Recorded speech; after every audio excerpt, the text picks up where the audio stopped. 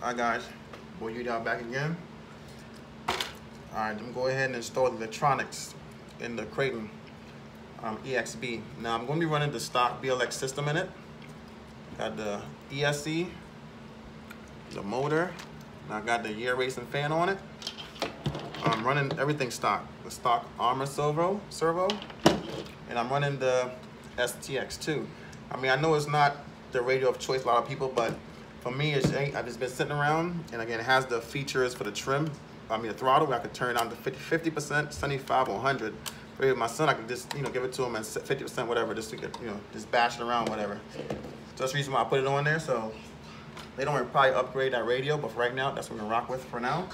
All right, so I'm gonna go ahead and try to get some of these electronics installed in it, and hopefully get it running here and get my big man out here with this Kraton.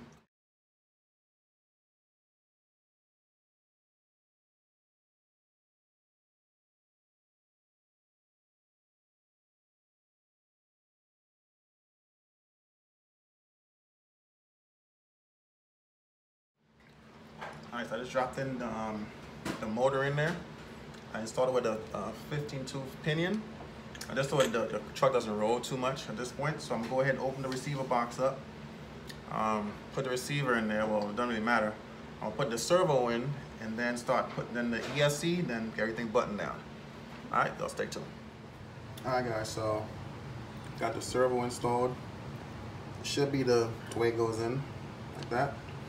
Now I'm not going to install the servo yet till I get everything turned on and zeroed out. Then I install that after. I ran the wire down and up, and then run through a little slot here that's designated for the wires. I'm gonna go ahead and install the ESC, and then I'll do the receiver, and then we go from there. All right, guys. So I went ahead. I got the system in there.